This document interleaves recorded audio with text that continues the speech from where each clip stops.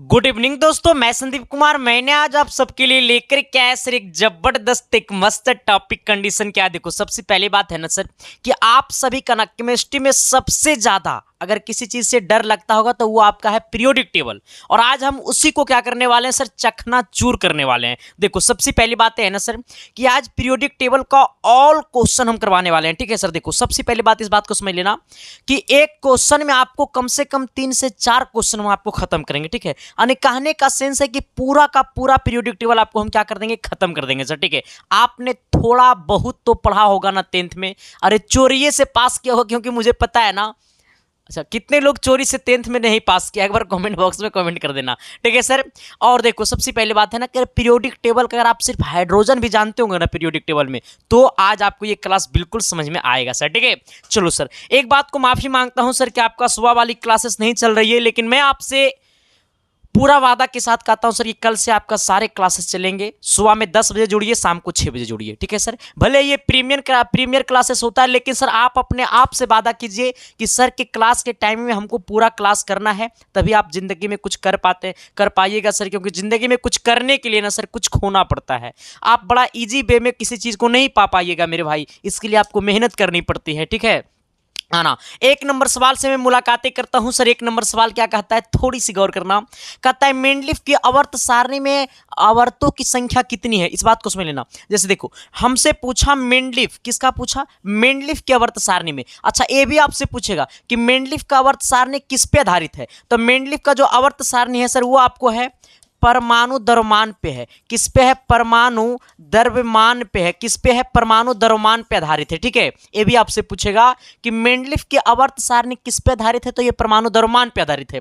आपसे पूछा मेंडलीफ की आवर्त सारणी में आवर्तों की संख्या, तो आवर्तों की संख्या कितनी है मेरे भाई, 7 आवर्त है। कितने आवर्त है, 7 आवर्त है। कितने आवर्त है, 7 आवर्त है। और आपको 9 गो जो है वो आपको वर्ग है। कितने वर्ग है मेरे भाई, 9 वर्ग है। वर्ग को हम लोग क्या कहते हैं, समूह कहते हैं। ठीक है, हमने क्या बोला है कि मेंडलीफ के आवर्त सारणी में आवर्तों की संख्या 7 है, वर्गों या समूह की संख्या आपको 9 है। और मेंडलीफ का जो आवर्त सारणी है सर वो परमाणु द्रव्यमान पे आधारित है। ठीक है, यहां तक क्लियर। इससे 3 सवाल पक्का आएगा सर। ठीक है, 3 सवाल ये सबसे इंपॉर्टेंट है मेंडलीफ की आवर्त सारणी का। ठीक है, मेंडलीफ का आवर्त सारणी का पहला क्वेश्चन क्या है मेरे भाई कि मेंडलीफ का जो आवर्त सारणी है वो परमाणु द्रव्यमान पे आधारित है। फिर हमने क्या बोला मेरे भाई, हमने आपको बोला कि मेंडलीफ का जो आवर्त सारणी में आवर्तों की जो संख्या है वो 7 है, और वर्ग जो हमारा है वो 9 है। वर्ग को ही हम लोग क्या कहते हैं, समूह कहते हैं। यानी ऑप्शन नंबर आपका क्या हो जाएगा, 7 हो जाएगा, क्योंकि हमसे पूछा आवर्तों की संख्या। ठीक है, यहां तक सभी को क्लियर। किसी को किसी प्रकार की कठिनाई प्रॉब्लम है तो कमेंट बॉक्स में कमेंट कर देना। ठीक है, एक बात और मैं आपको बता देना चाहता हूं मेरे भाई, पता है क्या, एक बात नहीं 2 बात बताएंगे।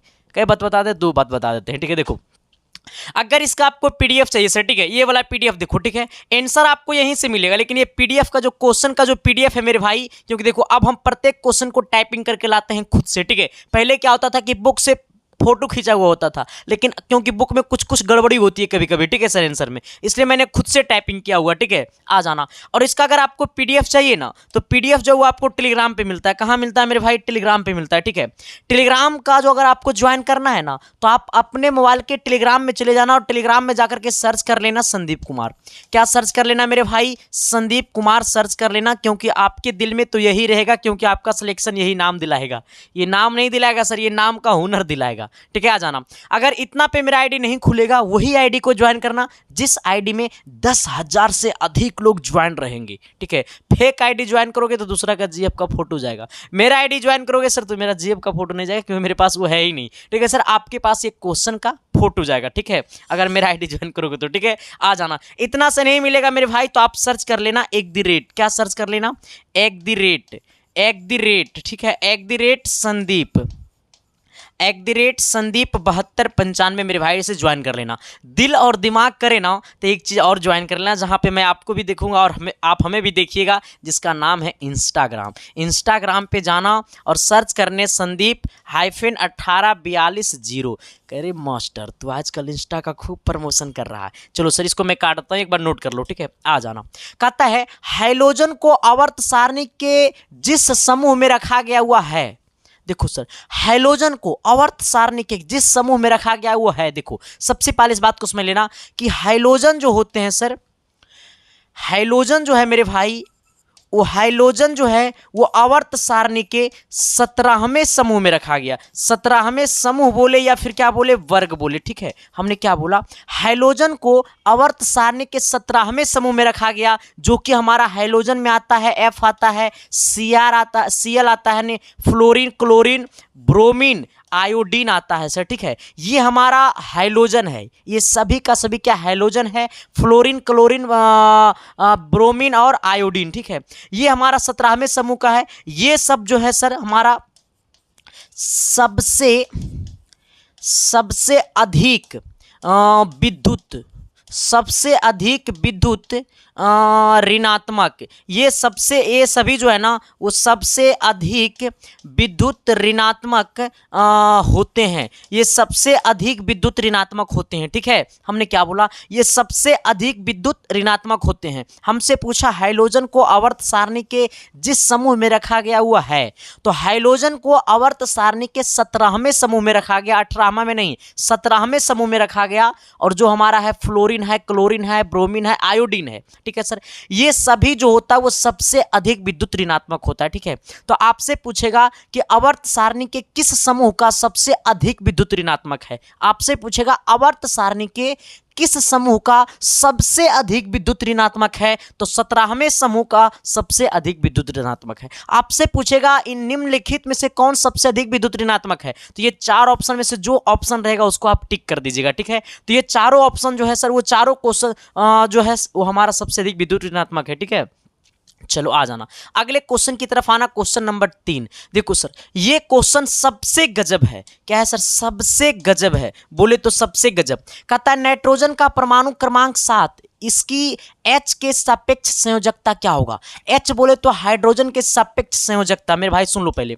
अच्छा हमें क्या पूछा, नाइट्रोजन का क्या होता है, 7 होता है। आप इस बात को समझ लो कि नाइट्रोजन का 7 होता है, परमाणु संख्या, परमाणु द्रव्यमान 14 होता है, ठीक है। आप इधर आ जाना, 14 या 15 होता है, 14 या 15 होता है परमाणु द्रव्यमान, ठीक है।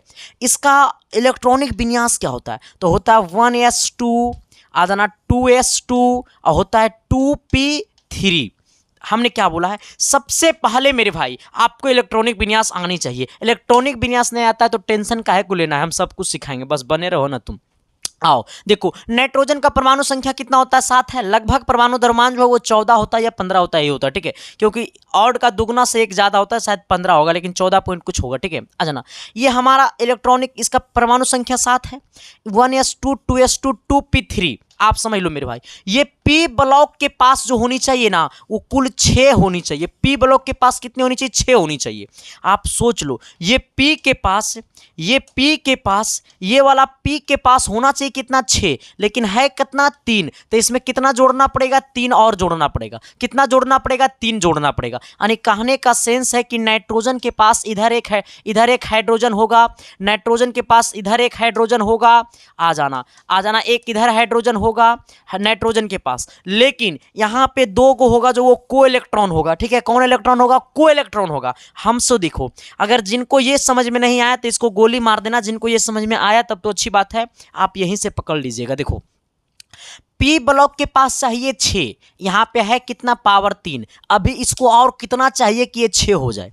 पी ब्लॉक के पास चाहिए 6, ठीक है, इसके पास है 3। अभी इसको और कितना दे देंगे कि ये अपना पूरा कक्षा फुल कर लेगा, तो इसको भी 3 और दे देंगे, तो 3 और 3 हो जाएगा 6। यानी इसको भी 3 और देना पड़ेगा, मतलब हाइड्रोजन के सापेक्ष इसका संयोजकता जो होगा वो कितना होगा, 3 होगा। मेरा समझ में बात आपको आया कि नहीं आया। देखो हमारा ये है 1s2, 2s2, 1s2 आ जाना, ये 2s2, 2p6। यहाँ ये पी के पास 6 गो चाहिए, ठीक है, लेकिन हमारा नाइट्रोजन का परमाणु संख्या 7 होता है, तो यहाँ पे 3 देंगे तब ना, 3 और 2 5, 5 2 7 हो जाएगा। ये पी के पास होनी चाहिए टोटल 6, लेकिन यहाँ पे है 3, इसमें 3 और जोड़ देंगे तो कितना हो जाएगा, ये आपको 6 हो जाएगा सर। अब 3 जोड़ने पे 6 हो जाएगा, इसका मतलब कितना जोड़े हम, 3 जोड़े। यही हाइड्रोजन के सापेक्ष क्या हो जाएगा, हमारा संयोजकता हो जाएगा। संयोजकता को हम लोग इंग्लिश में कहते हैं वैलेंसी। यहाँ तक किसी को दिक्कत है?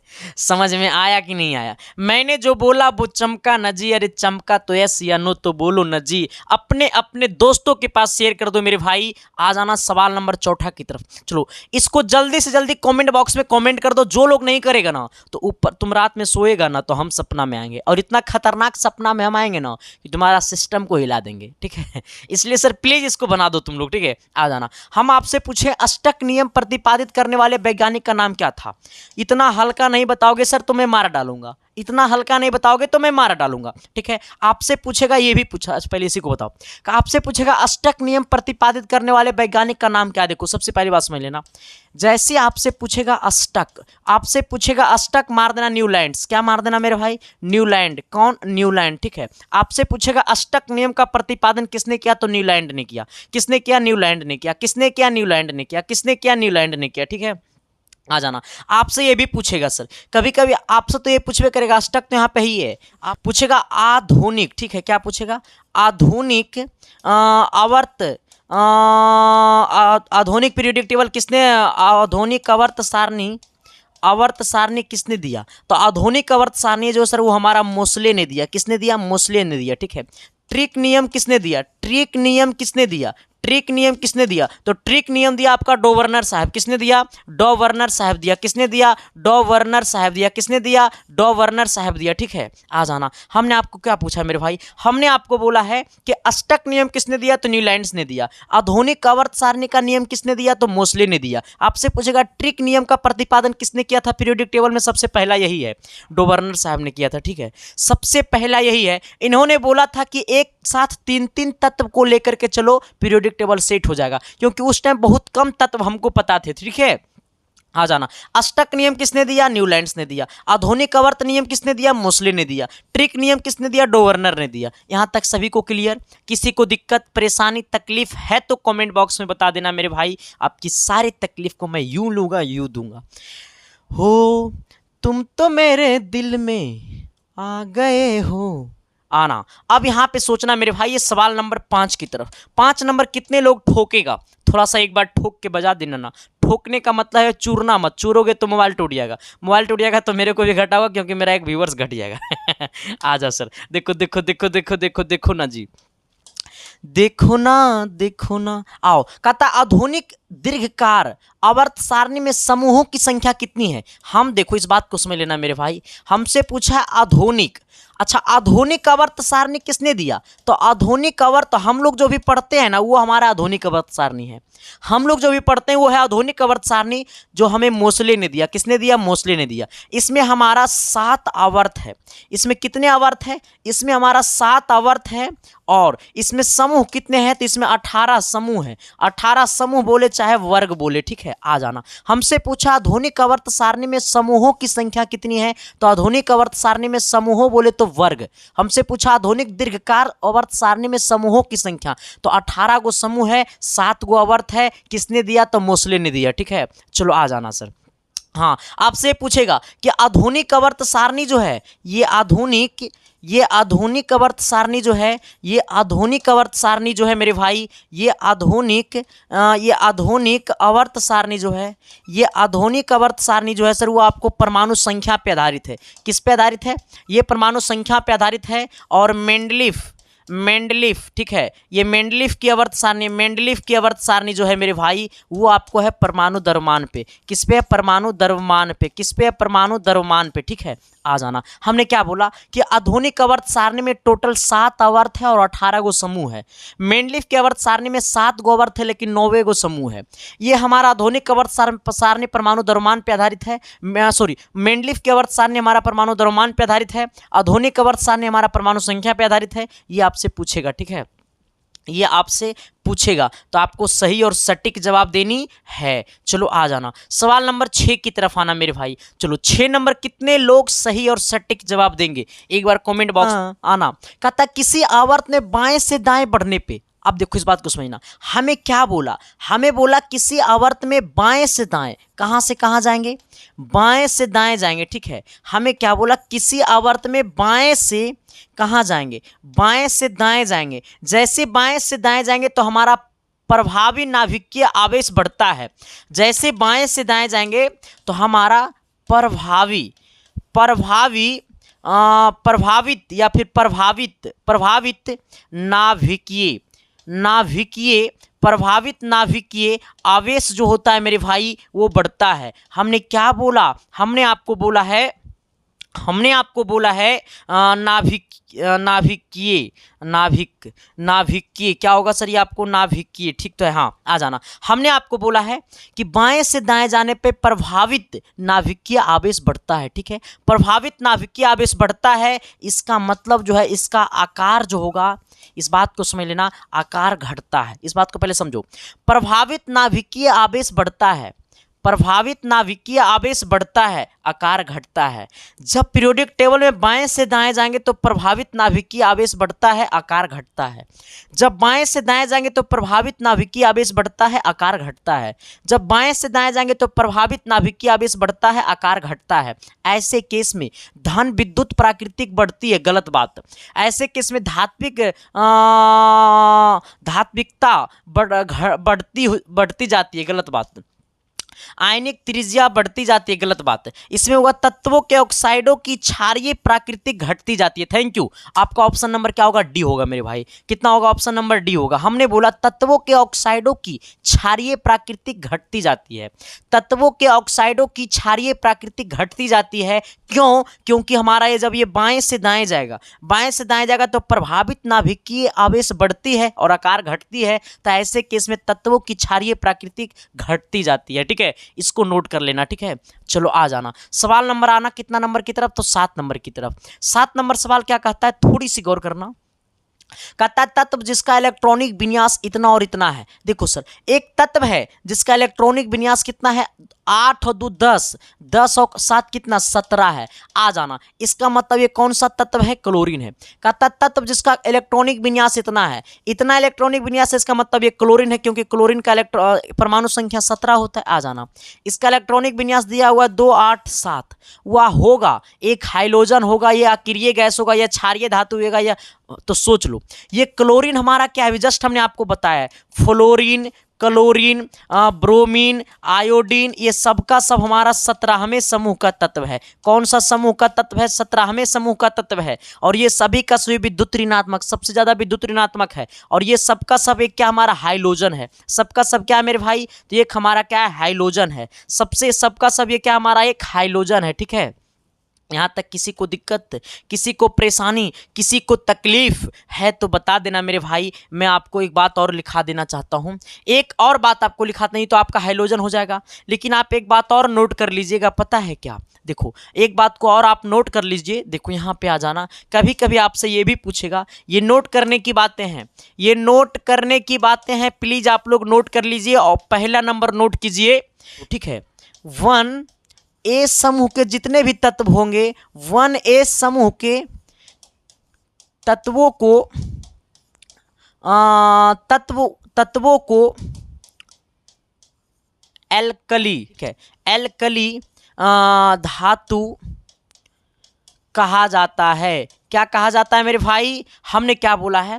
फर्स्ट ए समूह के तत्वों को एल्कली धातु कहा जाता है, जिसे हम लोग कहते हैं क्षार धातु भी। एल्कली के जगह आप ये भी लिख सकते हैं कि इसे हम लोग कहते हैं क्षारीय धातु भी। क्या कहते हैं मेरे भाई? इसे हम लोग कहते हैं क्षारीय धातु भी, ठीक है। हमने क्या बोला है कि फर्स्ट ए समूह के तत्वों को एल्कली धातु कहा जाता है, या फिर इसे हम लोग क्या कहते हैं? क्षारीय धातु कहते हैं, ठीक है। 2 नंबर में ये नोट कर लो जरा आप, 2 नंबर में ये नोट कर लो। पता है क्या? आप 2 नंबर में सेकेंड ए समूह के तत्वों को आती है, इसे हम लोग कहते हैं क्षारीय मृदा धातु कहा जाता है। क्या कहा जाता है मेरे भाई? कहा जाता है। देखो हमने क्या बोला है कि सेकेंड ए समूह के तत्वों को क्षारीय मृदा धातु कहा जाता है। 3 नंबर में नोट कर लो। अब ये 7वां ए को, ठीक है, 7वां ए को हम लोग कहते हैं 7वां ए को हम लोग कहते हैं समूह के तत्वों को हाइड्रोजन कहा जाता है, कहा जाता है, हाइड्रोजन कहा जाता है। हमने क्या बोला है? हमने आपको बोला है सर कि पहला ए समूह के तत्वों को एल्कली धातु या फिर क्षारीय धातु कहा जाता है। दूसरा ए समूह के तत्वों को क्षारीय धातु क्षारीय मृदा धातु कहा जाता है, ठीक है। सतमा ए समूह के तत्वों को हाइड्रोजन कहा जाता है। क्या कहा जाता है? हाइड्रोजन कहा जाता है मेरे भाई। क्या कहा जाता है? हाइड्रोजन कहा जाता है, ठीक है। क्या कहा जाता है? हाइड्रोजन कहा जाता है। यहाँ तक किसी को दिक्कत, परेशानी, तकलीफ है तो बता देना मेरे भाई। हमने क्या बोला आपको कि फर्स्ट समूह के एक तत्व को हम लोग एक एल्कली धातु कहते हैं, आप लोग प्लीज मेरे साथ बोलते चलना। सेकेंड समूह के तत्वों को हम लोग क्षारीय मृदा धातु कहते हैं। सतमा ए समूह के तत्वों को हम लोग हाइड्रोजन कहा जाता है। क्या कहते हैं? हम लोग हाइड्रोजन कहते हैं, ठीक है। आ जाना अगला हमारा 7 नंबर तो हो गया था ना, रुक जाओ, 7 नंबर हो गया कि नहीं हुआ? 7 नंबर हाँ हो गया। चलो आना 8 नंबर सवाल की तरफ आने से पहले मैं आपको बता देना चाहता हूं मेरे भाई, जो लोग पेड कोर्सेस में ज्वाइन होना चाहते हैं तो आप अपने मोबाइल के प्ले स्टोर से डाउनलोड करें एसके साइंस क्लासेस ऐप को, ठीक है। जहां पे मिलेगा आपको विजेता बैच। उस बैच का मकसद है कि आपका सिलेक्शन, और आपका सिलेक्शन एक अच्छे कॉलेज में हो, यही हमारा सपना है, ठीक है सर। क्योंकि एसके साइंस क्लासेस आपके सपनों में खोए रहते हैं, क्योंकि सर मेरा मेन मकसद है, मेरा मेन मोटिव है कि हर घर तक शिक्षा को पहुंचाना, और जिसमें आपका साथ हमें चाहिए, ठीक है। आ जाना। जिन लोगों को विजेता बैच में ज्वाइन होना है, परचेस करना है बैच को, तो अपने मोबाइल के डाउनलोड जब कीजिएगा ऐप को, तो यहाँ पे आपके सामने पेड कोर्स में विजेता बैच दिखेगा, वहां पे बाय नाउ करने का ऑप्शन आएगा, आप वहां पे पेमेंट कर सकते हैं। जो लोग खुद से पेमेंट नहीं करते मेरे भाई, तो आपके सामने एक नंबर दिखाई दे रहा होगा 72 वाले नंबर, आप इसी नंबर पे 399 मतलब 399 रुपये आपको पेमेंट कर देना है। आपको यही नंबर पे पेमेंट करके आपको इसी व्हाट्सअप नंबर पे पेमेंट का स्क्रीनशॉट भेज देना है, और साथ ही जब आप ऐप को डाउनलोड कीजिएगा तो आपसे मांगेगा मोबाइल नंबर और पासवर्ड। आप वही मोबाइल नंबर और पासवर्ड आपको इसी व्हाट्सअप नंबर पे मैसेज कर देना है। 10 मिनट के अंदर आपको कोर्स में जोड़ दिया जाएगा। आप मजे मजे में पढ़िए, आपका सिलेक्शन हमारा सबसे बड़ा मकसद है, ठीक है सर। आ जाना। चलो आना, हम लोग आते हैं सवाल नंबर 8 की तरफ। कितने नंबर सवाल की तरफ आते हैं? 8 नंबर सवाल की तरफ। 8 नंबर सवाल कहता है, जब आवर्त सारणी में हम किसी वर्ग में नीचे की ओर जाते हैं। देखो हमें क्या बोला, सवाल को थोड़ा सा दिल से पकड़ना, दिमाग से मत सोचना मेरे भाई, क्योंकि जो चीजें दिल से होती है ना वो कभी निकलता नहीं है, और जो दिमाग से होता है ना रे, तो कभी वो प्यार टूट जाता है, ठीक है। इसलिए दिल वाला प्यार करना। आओ, हमने आपको क्या बोला है सर कि जब आवर्त सारणी में हम किसी वर्ग में नीचे की ओर जाते हैं तो आयनन विभव में कमी का कारण क्या है? देखो, जब आवर्त सारणी में हम नीचे की ओर जाते हैं मेरे भाई, तो मेरा जो आयनन विभव है, मेरा जो आयनन विभव है वो क्या हो जाती है? कमी होती है। आयनन विभव में क्या होती है? कमी होती है। इसका मुख्य कारण क्या है? हमें क्या बोला है कि जब आवर्त सारणी में हम किसी वर्ग में नीचे की ओर जाते हैं तो आयनन विभव में कमी होता है। इसका मेन मकसद क्या है मेरे भाई? कमेंट बॉक्स में कमेंट कर देना। देखो इधर, देखो सबसे पहले ये समझना कि आयनन विभव में कमी, इसका मतलब नाभिकीय आवेश में घटना नहीं, गलत बात है। विद्युत ऋणात्मक का घटना, गलत बात है। परमाणुीय आकार का बढ़ना, थैंक यू, बहुत अच्छा मेरे भाई, ऑप्शन नंबर सी होगा, ठीक है। कहता है जब आवर्त सारणी में हम किसी वर्ग में नीचे की ओर जाते हैं तो आयनन विभव का में कमी होता है। नीचे की ओर जाएंगे तो आयनन विभव में कमी होगा, इसका मतलब है परमाणुीय आकार का बढ़ना, ठीक है। आयनन विभव में कमी, परमाणुीय आकार बढ़ना, आयनन विभव में कमी, परमाणुीय आकार बढ़ना, आयनन विभव में कमी, परमाणुीय आकार बढ़ना, आयनन विभव में कमी, परमाणुीय आकार बढ़ना, आयनन विभव में कमी, परमाणुीय आकार बढ़ना, ठीक है। क्लियर हो गया सर? चलो आ जाना। इसमें एक चीज और आप नोट कर सकते हैं मेरे भाई, पता है क्या नोट कर सकते हैं? आपसे ये पूछेगा कि नहीं, इसको चलो हमने नोट करवा दिया है आपको। चलो आ जाना, क्योंकि सर देखो हम सीधे, सर मेरा मेन मोटिव होता है चीज़ों को आपके तक बहुत अच्छे चीज़ को आपके तक पहुंचाना। और जैसे सवाल हम पहले बुक को देखते हैं, सभी बुक को देखते हैं, क्योंकि मेरे पास लगभग 2-4 प्रकाशन का बुक है मेरे पास, सभी का क्वेश्चन मैच करवाते हैं। 2-4 साल प्रीवियस ईयर देखते हैं किस प्रकार से सवाल पूछ रहा है, उसी अकॉर्डिंग हम आपके तक सवाल को पहुँचाते हैं। और जब तक आप सही से नहीं पढ़िएगा वरना रिजल्ट ही नहीं होगा। हम तो साफ शब्दों में कहेंगे, हम तो रामबाण नहीं है ना अरे कि हम जो कर दिए वही आएगा। सर इसी के अकॉर्डिंग आएगा, वही आएगा, सेम टू सेम ऐसे चीजें होते हैं, क्योंकि आपका सिलेबस मुट्ठी में है मेरे भाई, तो सिलेबस को अच्छी तरीके से पढ़ना, ठीक है। आ जाना। हमने क्या बोला सर, थोड़ी सी गौर करना। कहता है जैसे जैसे हाइड्रोजन की परमाणु संख्या बढ़ती है, आए, जैसे जैसे हाइड्रोजन की परमाणु संख्या बढ़ती है, हमें क्या बोला, जैसे जैसे हाइड्रोजन की परमाणु संख्या बढ़ती है ऐसे वैसे ऐसे वैसे ऐसे वैसे ऐसे वैसे वैसे वैसे, हमें क्या बोला है, जैसे जैसे हाइड्रोजन की परमाणु संख्या बढ़ती है कम जब नहीं होगा, कम अभिक्रियाशील हो जाते हैं। हाँ thank you, option number b होगा। ठीक है, कहता है जैसे जैसे हाइड्रोजन की परमाणु संख्या बढ़ती है वो कम अभिक्रियाशील हो जाते हैं। क्या हो जाते हैं, कम अभिक्रियाशील हो जाते हैं। ठीक है सर, क्या हो जाते हैं, कम अभिक्रियाशील हो जाते हैं। ठीक है, आ जाना, आपका आना अगले नंबर की तरफ, 10 नंबर सवाल की तरफ आना। 10 नंबर सवाल क्या कहता है, 10 नंबर सवाल कहता है ना कि तत्वों का आवर्ती वर्गीकरण किसने किया था। देखो तत्वों का आवर्ती वर्गीकरण किसने किया था मेरे भाई, देखो इस बात को समझ लेना, जब आपसे सवाल में अगर आधुनिक नहीं लगा देगा ना, जब तक सवाल में आधुनिक नहीं लगाएगा तब तक आप मोसले नहीं मारिएगा। ठीक है, क्योंकि सर आवर्त सारणी को लगभग बना चुके थे। ये आवर्त सारणी को बनाने का सबसे मुख्य श्रेय जो जाता है वो मेंडलीफ को जाता है। किसको जाता है मेरे भाई, मेंडलीफ को जाता है। किसको जाता है, मेंडलीफ को जाता है, क्योंकि मेंडलीफ जी ने सिर्फ आवर्त सारणी में इतना गलती किया है कि तत्वों को परमाणु द्रव्यमान पे बैठाया है। किस पे बैठाया मेरे भाई, द्रव्यमान पे बैठाया है। ठीक है, बस इतना ही उन्होंने गलती किया। ठीक है, और आधुनिक आवर्त सारणी में जो है वो तत्वों को परमाणु संख्या पे बैठाया है। किस पे बैठाया, परमाणु संख्या पे बैठाया है। ठीक है, आ जाना। तो जब तक आपको सवाल में आधुनिक नहीं लगा रहे तब तक आप मोसले नहीं मारिएगा। ठीक है, हमने क्या बोला, यहां पे सिर्फ पूछा कि तत्वों का आवर्ती वर्गीकरण किसने किया था, तो तत्वों का सबसे पहला आवर्ती वर्गीकरण मेंडलीफ जी ने किया था। अगर आपको सवाल में पूछ देगा कि आधुनिक आवर्त सारणी में तत्वों का वर्गीकरण किसने किया था, तो आधुनिक आवर्त सारणी में तत्वों का वर्गीकरण मोसले ने किया था। लेकिन अगर आपसे पूछेगा कि सिर्फ और सिर्फ तत्वों का वर्गीकरण किसने किया था, तो मेंडलीफ जी ने किया था। ठीक है, चलो आ जाना सर।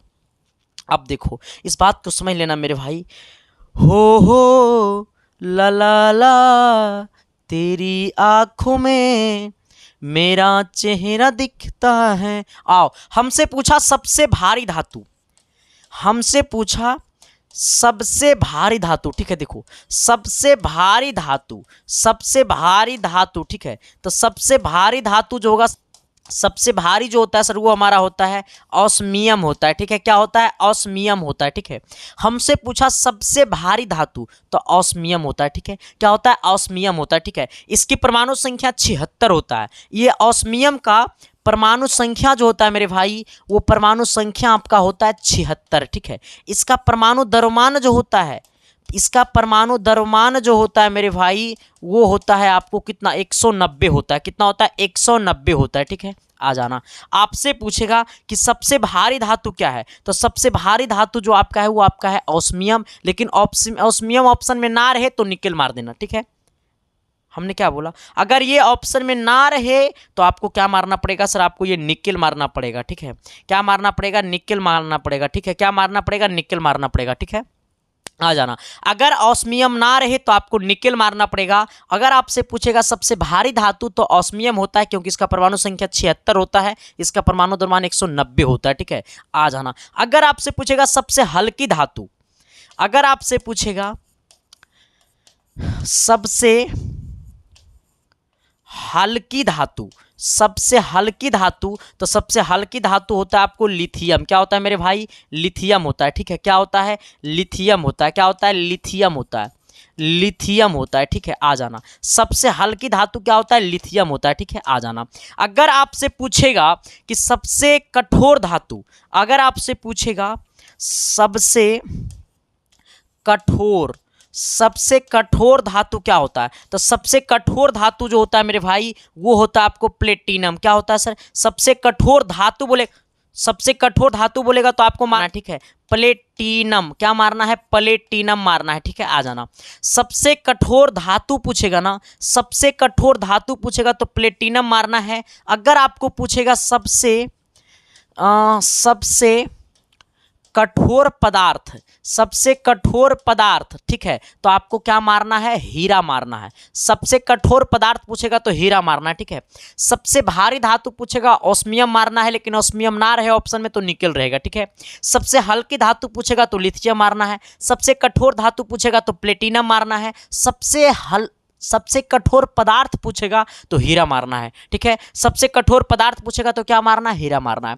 तो हमने अभी आपको कितने चीज बोला सर, हमने सबसे पहला चीज आपको बोला है कि सबसे भारी धातु, तो आपको क्या होगा, निकेल होगा। लेकिन सबसे भारी धातु अगर देखा जाए तो ऑस्मियम होता है, लेकिन ऑस्मियम आपके ऑप्शन में नहीं है, तो निकेल होगा। अगला क्वेश्चन की तरफ देखिएगा सर क्या कहता है, थोड़ी सी गौर कीजिएगा। देखिए यहाँ पे हमसे पूछा सबसे हल्की धातु, ठीक है। अभी जस्ट हमने आपको बताया है कि जब आपसे पूछेगा सबसे हल्की धातु तो आपको क्या होगा, लिथियम होगा, ठीक है। सबसे भारी पूछेगा तो ऑस्मियम होगा, सबसे हल्की पूछेगा तो क्या होगा, हमारा लिथियम होगा, ठीक है सर। अभी जस्ट हमने आपको बताया है 13-12 नंबर को।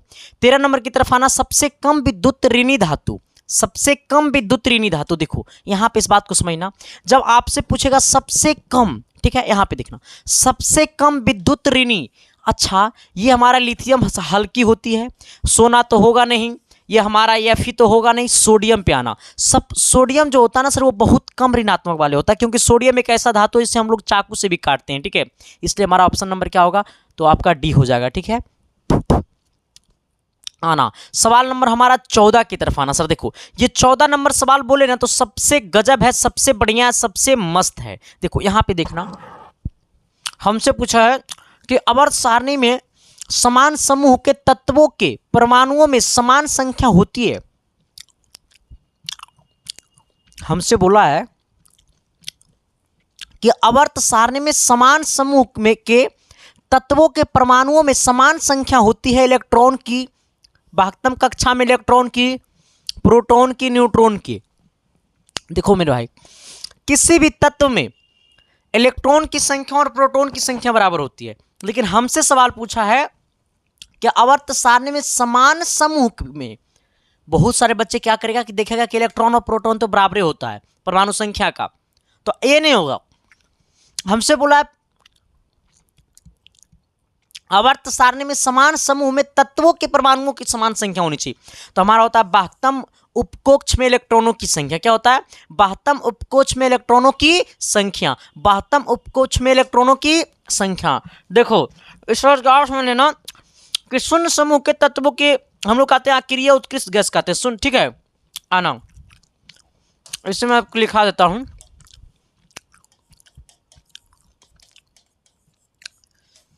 शून्य समूह या फिर इसी को हम लोग कहते हैं 18वां समूह, ठीक है। शून्य समूह या 18वां समूह के तत्वों को हम लोग कहते हैं अक्रिय कहते हैं, अक्रिय गैस, या फिर हम लोग क्या कहते हैं, उत्कृष्ट गैस कहते हैं, ठीक है। हमने क्या बोला है, कभी कभी आपसे ये भी पूछेगा कि शून्य समूह मतलब 18वां समूह के तत्व को हम लोग क्या कहते हैं, तो अक्रिय गैस कहते हैं या फिर उत्कृष्ट गैस कहते हैं, ठीक है। शून्य समूह बोले तो 18वां समूह, ठीक है। शून्य वर्ग बोले तो 18वां वर्ग। इसके तत्व जो होते हैं वो हमारा अक्रिय होते हैं या फिर उत्कृष्ट गैस होते हैं, ठीक है। अगर आपसे पूछेगा उत्कृष्ट गैस वो प्राकृतिक में कैसे अवस्था में पाई जाती है, ये भी आपसे पूछेगा। उत्कृष्ट गैस प्रकृति में मुक्त अवस्था में पाया जाता है, ठीक है। हमने क्या लिखा है कि उत्कृष्ट गैस प्राकृतिक में मुक्त अवस्था में पाया जाता है, ठीक है। कौन सा गैस, उत्कृष्ट गैस प्राकृतिक में कैसे अवस्था में पाया जाता है, मुक्त अवस्था में पाया जाता है। आपसे पूछेगा शून्य समूह या 18वें समूह के तत्व होते हैं तो अक्रिय होते हैं या फिर क्या होते हैं, उत्कृष्ट गैस होते हैं, ठीक है।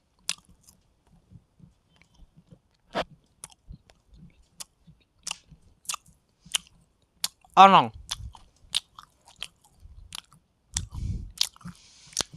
हमसे बोला है कि आवर्त सारणी के एक ऊर्ध्वाधर समूह के तत्वों में समान होते हैं।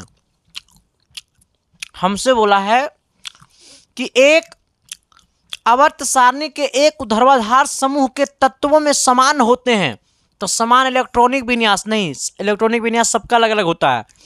समस्थानिकों के समान संख्या, गलत बात। परमाणु भार परमाणु संख्या पे निर्भर रहता है, ठीक है। अब परमाणु संख्या जो होता है वो इलेक्ट्रॉनिक विन्यास रहता है, ये नहीं होगा। उनके परमाणुओं के वाहकत्म कक्षा में इलेक्ट्रॉनों की समान संख्या होती है। ऑप्शन नंबर क्या होगा, डी। हमने क्या लिखा है, उनके परमाणुओं के वाहकत्म कक्षा में इलेक्ट्रॉनों की संख्या क्या होती है, समान होती है। तो अगर आपसे पूछेगा मेरे भाई कि आवर्त सारणी के ऊर्ध्वाधर समूह के तत्वों में समानता होते हैं तो उनके परमाणुओं के बाह्यतम कक्षा में इलेक्ट्रॉनों की संख्या समान होते हैं। ठीक है, हमने क्या लिखा है कि आवर्त सारणी के एक ऊर्ध्वाधर समूह के तत्वों में समानता होते हैं तो उनके परमाणुओं के बाह्यतम कक्षा में इलेक्ट्रॉनों की संख्या क्या होते हैं, समान होते हैं। ठीक है, आ जाना अगले सवाल की तरफ आना मेरे भाई। सवाल नंबर आपका 16 होगा। 16 नंबर सवाल क्या कहता है, थोड़ी सी गौर करना, बड़ा ही लाजवाब सवाल है। कहता है आवर्त वर्गीकरण में तत्वों को व्यवस्थित किया जाता है। आवर्त सारणी में तत्वों को व्यवस्थित किया जाता है उनके परमाणु क्रमांक के अनुसार। बहुत अच्छा, परमाणु क्रमांक बोले तो परमाणु संख्या के अनुसार। ऑप्शन नंबर आपका ए हो जाएगा, क्योंकि सर आवर्त सारणी जो हमारा है उसमें जो तत्वों का वर्गीकरण किया गया है वो परमाणु संख्या के आधार पर किया गया है। ठीक है, आ जाना सवाल नंबर 17 की तरफ आना मेरे भाई। एक बार 17 नंबर सवाल सभी कोई कोशिश करेगा। कहता है कार्बन का परमाणु क्रमांक 6 है तो आवर्त सारणी में इसका समूह क्या होगा। देखो कार्बन का परमाणु क्रमांक 6 है, यहां से देखना, ऐसे देखो, पहला में हमारा जो होता है मेरे भाई, ऐसे सोच लेना, पहला में हमारा हाइड्रोजन होता है, यहाँ पे हीलियम होता है। ठीक है, आ जाना दूसरा में जो होता है सर वो 8 को होता है। ठीक है, पहला में 2 होता है। ठीक है, पहला में 2 एलिमेंट होता है, दूसरा में 8 एलिमेंट होता है। तो हाइड्रोजन, हीलियम, लिथियम हो जाएगा, बेरिलियम हो जाएगा, बोरॉन हो जाएगा, इस प्रकार से हो जाएगा। तो ये जो आएगा वो चौथा समूह में आएगा। किस समूह में आएगा, चौथे वर्ग में आएगा। ठीक है, आपसे पूछा कार्बन के परमाणु क्रमांक 6 है, कार्बन का परमाणु क्रमांक 6 है तो आवर्त सारणी में इसका समूह कहाँ होगा। तो आवर्त सारणी में जो इसका वर्ग में जो होगा वो हमारा चौथा वर्ग में होगा। ठीक है, आना अब इधर जरा सर थोड़ा सा। ठीक है, आओ देखो आपसे क्या पूछा है, देखो थोड़ा सा गौर करना। आपसे बोला है ना सर कि आवर्त सारणी के प्रथम आवर्त में तत्वों की संख्या कितनी है। देखो आपसे पूछा प्रथम आवर्त में। ठीक है, तो प्रथम आवर्त में जस्ट हमने आपको बोला कि प्रथम आवर्त में 2 तत्व है। कितने तत्व है, 2 तत्व है। लेकिन दूसरा आवर्त एंड तीसरा आवर्त, दूसरा आवर्त है तीसरा आवर्त में जो तत्वों की संख्या है वो हमारा 8 तत्व दोनों में है। ठीक है, हमने बोला क्या कि दूसरा आवर्त और तीसरा आवर्त में जो तत्वों की संख्या है वो 8 है। ठीक है, आना चौथा में भी आपको 18 है। ठीक है, 18 तत्व है। पांचवा में भी आपको 18 तत्व है। ठीक है, पांचवा में भी आपको 18 तत्व है। पांचवा में भी आपको 18 तत्व है। लेकिन आपको छठा आवर्त में कितने तत्व है ये आपको कमेंट करना पड़ेगा सर, चाहे आप जैसे भी कमेंट करें लेकिन ये जरूर करें। हमने आपको क्या बोला है कि प्रथम आवर्त में 2 तत्व है, दूसरे और तीसरे आवर्त में 8 तत्व है। ठीक है, आना चौथे आवर्त में 18 तत्व है, पांचवें आवर्त में 18 तत्व है। तो आप बता देना कि छठे आवर्त में कितने तत्व है। एक बार शिद्दत से, प्यार से, मोहब्बत से कमेंट कर देना सर। और जो लोग सही कमेंट करेगा ना उसका ना बीवी हम अच्छा खोज देंगे, हम अपना सालिए शादी करा देंगे। छोड़ो, मिले तो पहले आना देखो 19 नंबर सवाल कहता है ना कि एक तत्व का इलेक्ट्रॉनिक विन्यास 2, 8, 18 और 7 है। एक तत्व का इलेक्ट्रॉनिक विन्यास 2, 8, 18 और 7 है तो यह आवर्त सारणी में होगा कहाँ। देखो मेरे भाई सबसे पहले इसका इलेक्ट्रॉनिक विन्यास है तो ये जोड़ दो। 2, 8 कितना हो गया, 10 हो गया। 10 और 8 18 कितना हो गया, 10 और 18 कितना हो गया, 28 हो गया। 28 और 7 कितना हो गया मेरे भाई, 28 और 7 35 हो गया। 35 नंबर पे जो आता है मेरे भाई वो एलिमेंट जो हमारा होगा वो होगा आपको 7वां ए में होगा। कहाँ पे होगा, 7वां ए में होगा। 7वां ए में होगा यानी 7वां ए वर्ग में होगा। ठीक है, 35 जो परमाणु संख्या है वो हमारा 7वां ए वर्ग का तत्व है। ठीक है, तो ये किस समूह में होगा, वो 7वां ए में होगा। ये आपको याद रखना पड़ेगा सर, ये चीजें हम नहीं बताएंगे, ये आपको याद करना पड़ेगा। आना अगला आना 20 नंबर की तरफ। कहता है किसी आवर्त सारणी में बाएं से दाएं बढ़ने पर क्या होता है। देखो सर जब हम बाएं से दाएं जाएंगे ना सर तो ऐसे किसमें विद्युत धन विद्युत गुण घटता है। ठीक है, तो ये बात समझना है कि जब जाएगा बाएं से दाएं तो धन विद्युतीय गुण घटता है। ठीक है, बाएं से दाएं घन विद्युतीय गुण घटता है। ठीक है, चलो आ जाना सवाल नंबर हम लोग आते हैं 21 की तरफ। 21 नंबर क्या कहता है, थोड़ी सी गौर करना मेरे भाई। 21 नंबर सवाल एकदम लाजवाब सवाल है, इसके बारे में हम जितना बोल देंगे उतना कम पड़ जाएगा। सवाल कहता है ना गुण धर्मों में समानता रखने वाले तत्व आवर्त सारणी में रखे गए हैं। देखो मेरे भाई, कहता है गुण धर्मों में समानता रखने वाले तत्व आवर्त सारणी में रखे गए हैं, एक ही लघु आवर्त में, एक ही दीर्घ आवर्त में, एक ही समूह में, एक ही उपसर्ग में। देखो मेरे भाई, इसका सटीक और सही आंसर होगा एक ही उपसर्ग में, ठीक है, उपसमूह में, ठीक है। हमसे बोला गुण धर्मों में समानता रखने वाले तत्व आवर्त सारणी में रखे गए हैं, तो एक ही उप समूह में, ठीक है। ऑप्शन नंबर क्या होगा हमारा? डी होगा। तो क्या मैंने जो बोला वो चमका न जी? अरे एस या नो तो बोलो न जी। अगर समझ में आया मेरे भाई तो एक बार शिद्दत से, प्यार से, मोहब्बत से कमेंट बॉक्स में कमेंट करके बता देना, चाहे आपके ये क्लास कैसा भी लगेगा। अगर ये क्लास आपको बुरा लगा तो बुरे कमेंट बॉक्स में कमेंट कर देना, लेकिन मेरे भाई जरूर कमेंट बॉक्स में कमेंट करके बता देना, क्योंकि बस ये क्लासेस आप सबके लिए जा रही है सर। बस आज हमारा पीरियोडिक टेबल का बस इतना ही क्लासेस रहेगा। बाकी पीरियोडिक टेबल का कुछ कुछ और सवाल हम लाएंगे जो कि आपको मिक्स वाला क्वेश्चन में क्लास में हम लाएंगे, ठीक है। तो सारे क्लासेस को करते रहना, लगातार 10 क्लास करो। 11वां क्लास में अगर आपका दिल नहीं बता देगा ना कि सिलेक्शन यहीं से होगा, तब तुम कमेंट बॉक्स में जो मन होगा सो बोल के चले जाना, ठीक है मेरे भाई। थैंक यू, लव यू, देखते रहना इसके साइंस क्लासेस। बाकी मिलते हैं आप सबके बीच हम अगली क्लासेस में, तब तक के लिए bye, thank you, love you.